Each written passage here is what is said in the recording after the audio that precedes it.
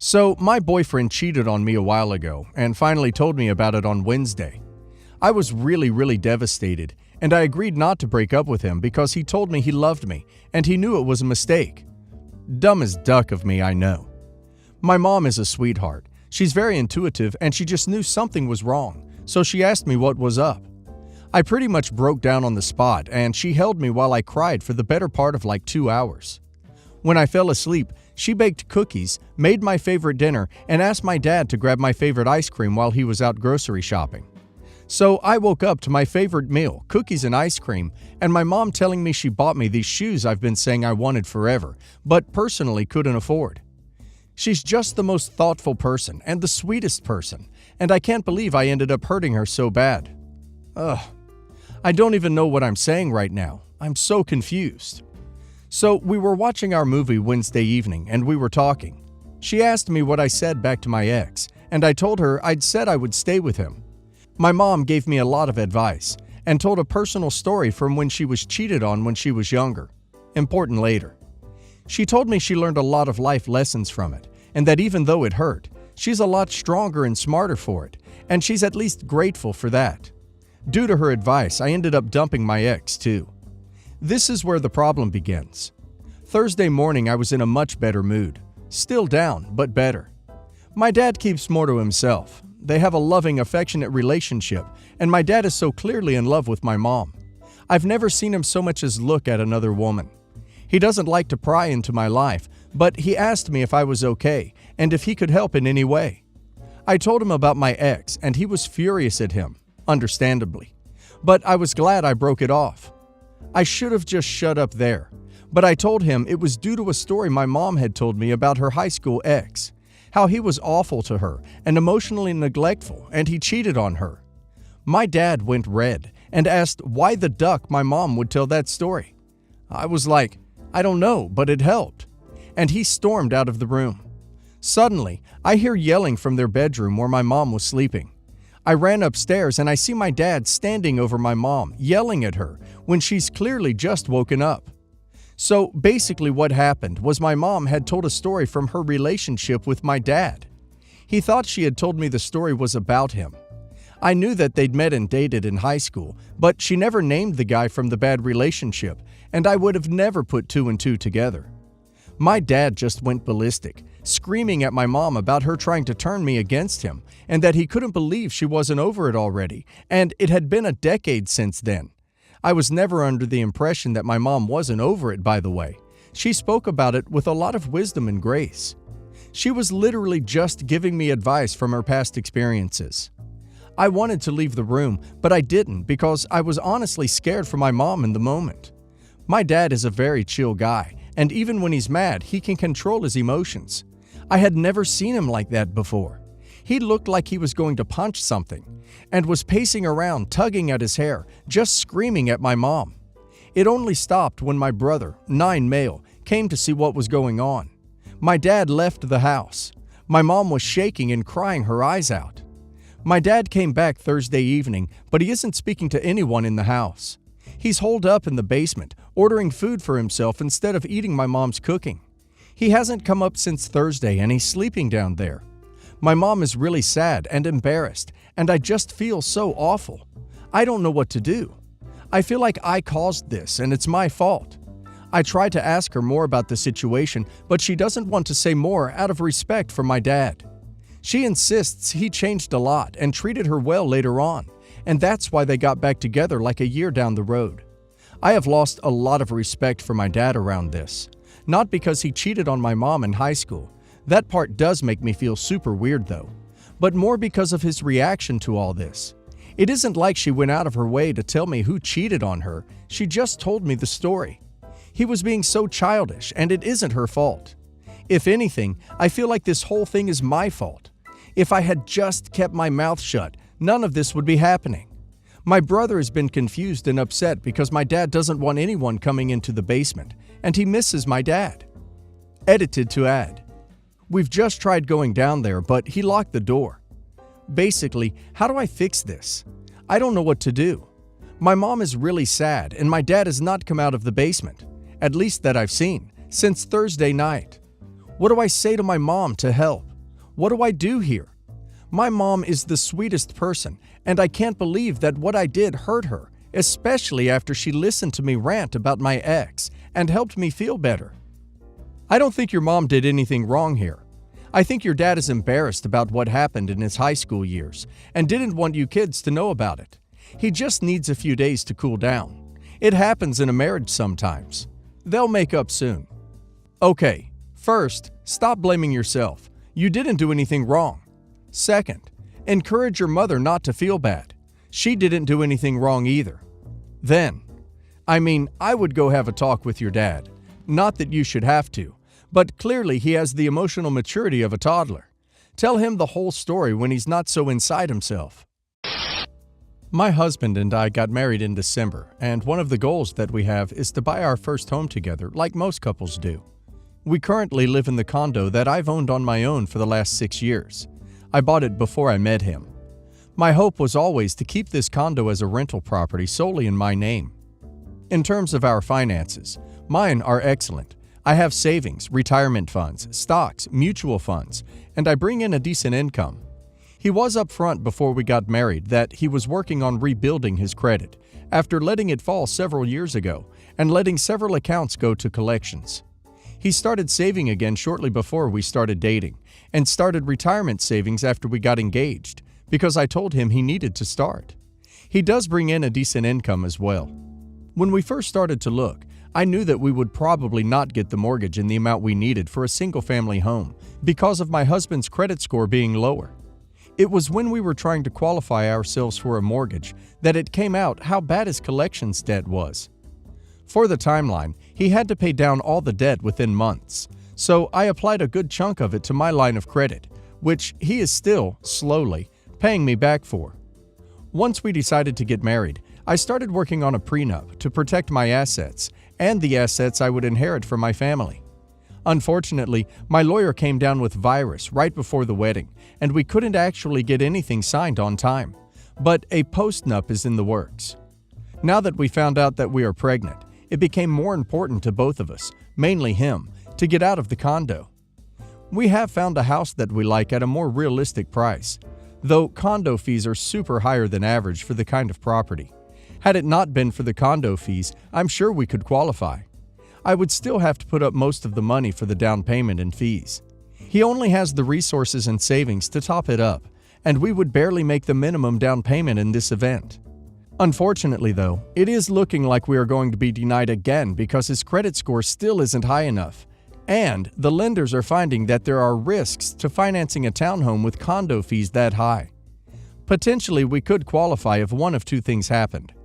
I sell my condo, which I would have to do at a loss because the market isn't great for condo selling.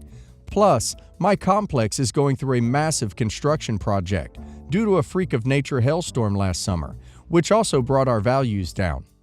Or we have one of my family members co-sign our mortgage, which I do not want to do because though my family is my family, they still come with strings attached.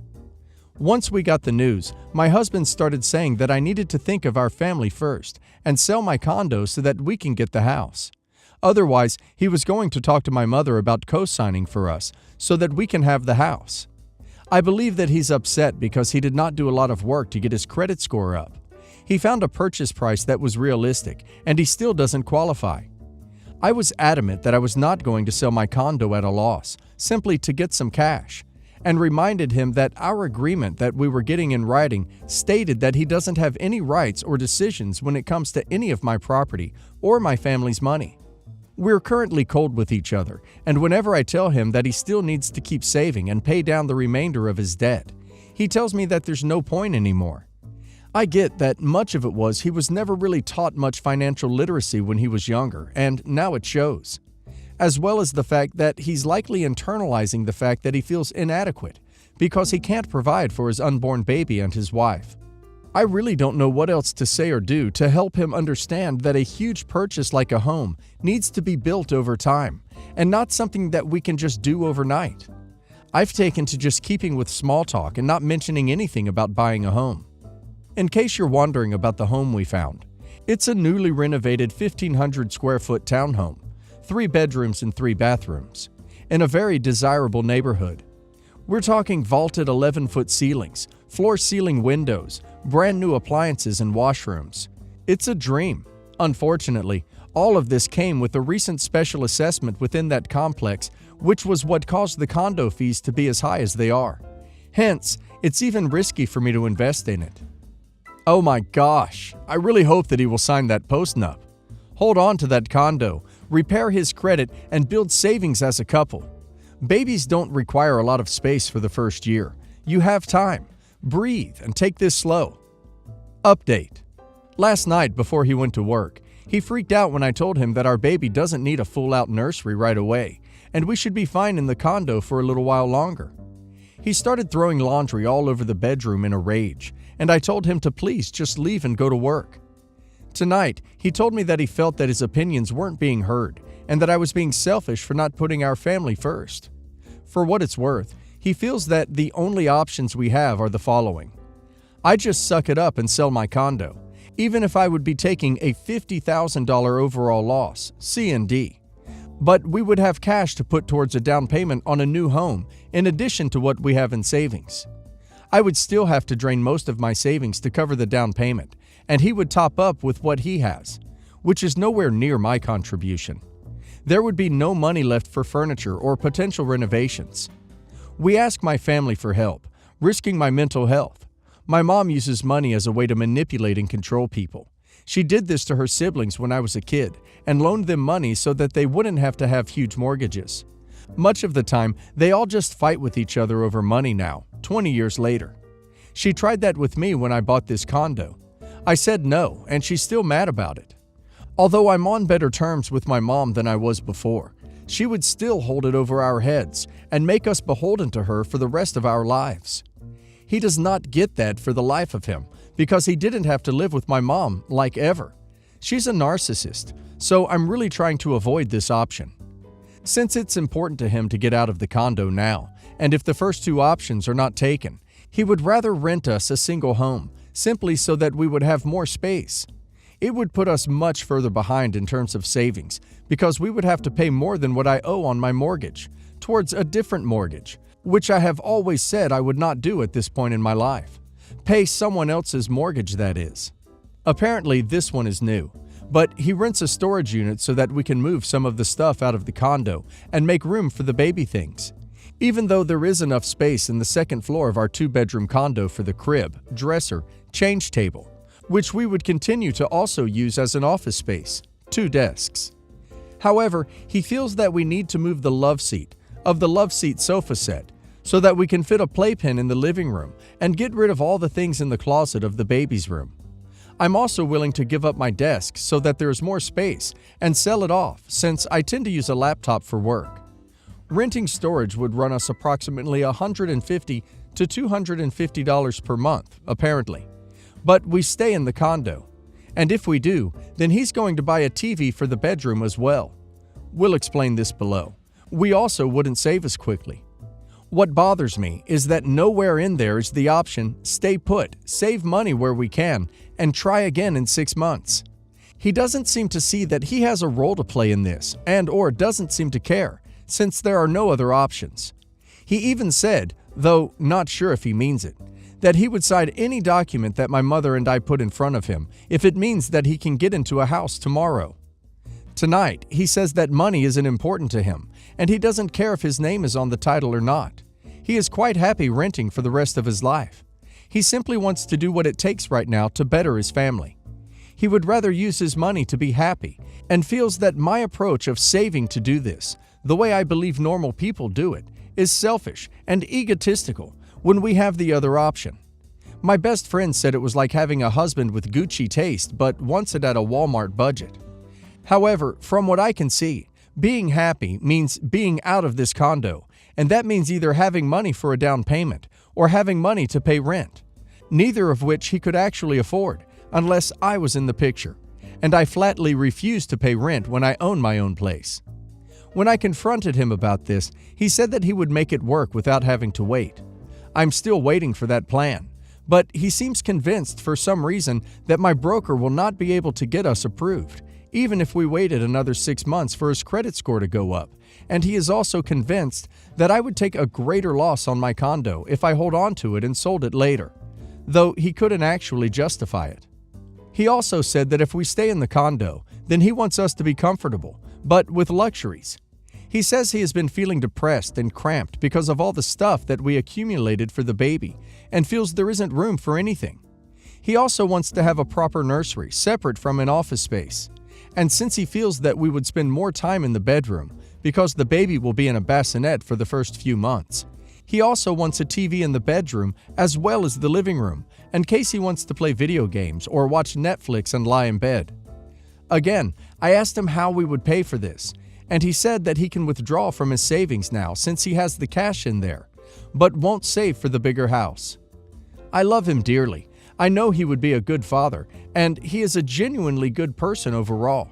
His intention genuinely is to get his family into a home.